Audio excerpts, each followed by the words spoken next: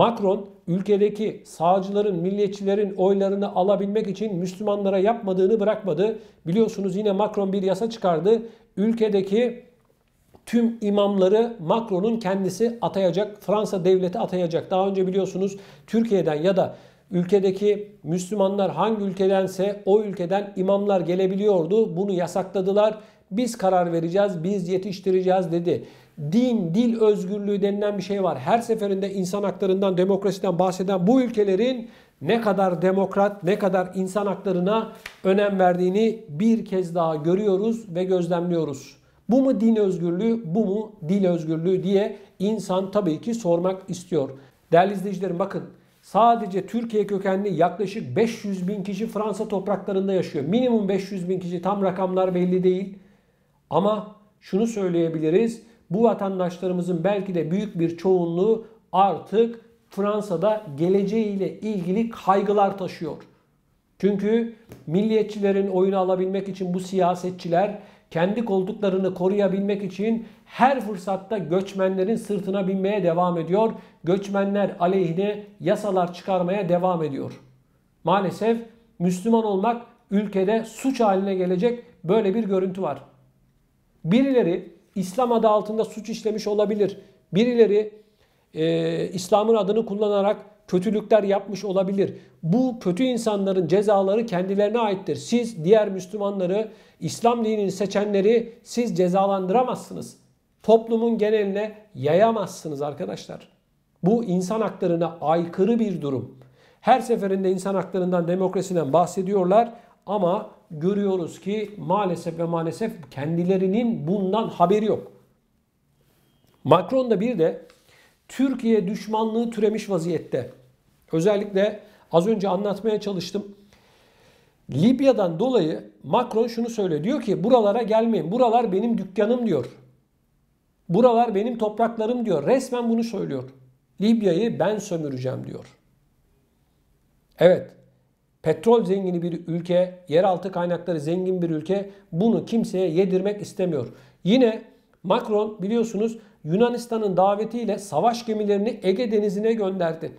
Neden? Türkiye'ye sözde gözdağı verecekler. Doğu Akdeniz'de biz petrol, doğalgaz aramayalım diye. Yunanistan anlatmaya gerek yok. Acınacak halde zaten. 8-10 milyonluk kendinden haberi olmayan Avrupa Birliği'ni arkasına alan Avrupa Birliği'nin ağzıyla konuşan Avrupa Birliği'nin gücünü bir şey sanan bir ülke. Fransa'ya davette bulundu.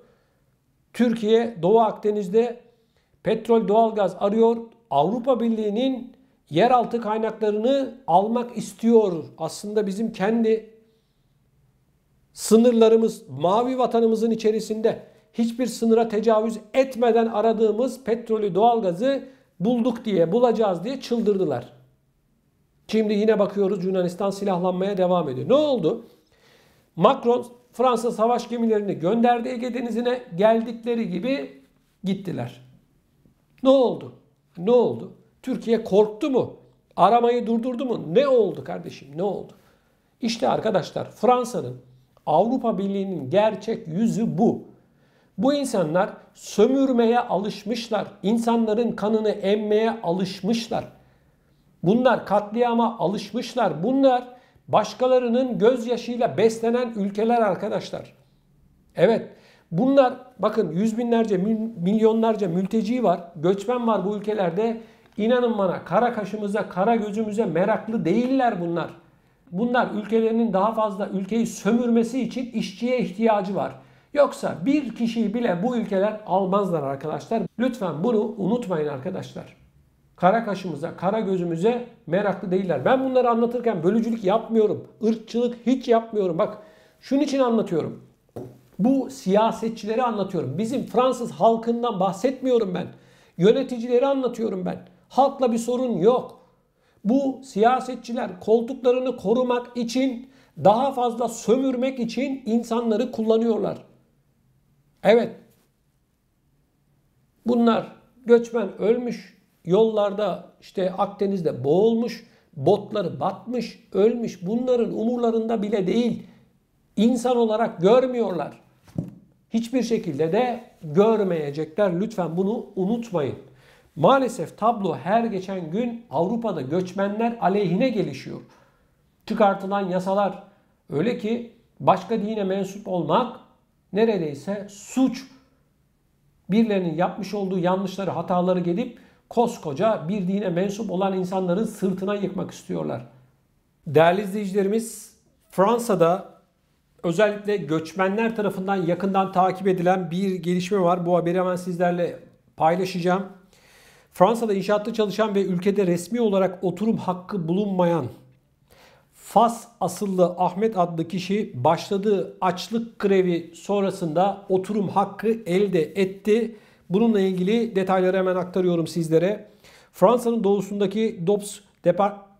doğusunda yaşayan Faslı Ahmet kaçak olarak geldiği Fransa'da inşaatlarda çalışmaya başladı. Fransa'da tanıştığı Florence isimli kadınla evlilik hazırlığı içerisine girdi. Ancak kendisine yaşamış olduğu kentin valiliğinden ülkeyi terk et yazısı geldi. Ahmet aynı zamanda çalışmış olduğu inşaat şirketinden de resmi olarak çalışma daveti aldı. Buna rağmen kendisini ülkeden çıkarmak istediler. Fransa'dan sınır dışı etmek istediler ve bunun ardından değerli izleyicilerimiz Florence yani nişanlısı ve kendisi Ahmet açlık grevine başladı. Bunun ardından da kamuoyunda özellikle sosyal medyada kısa zamanda bu ses getirdi ve ardından kendisine valilikten bir yazı geldi. Ülkede kalabileceği söylendi.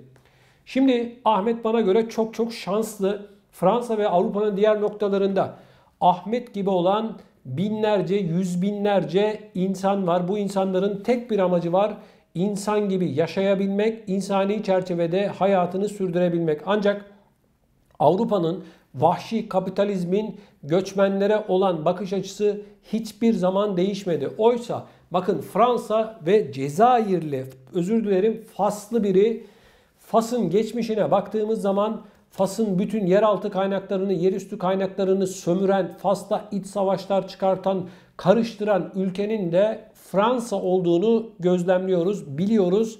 Ona rağmen bu insanlara yiyecek ekmeği kendi ülkelerinde bırakmayan, sömüren, özellikle Kuzey Afrika ülkelerini sömüren, Afrika'yı sömüren Fransa'nın bu insanlara, bu ülkenin insanlarına yaklaşımını bir kez daha görüyoruz.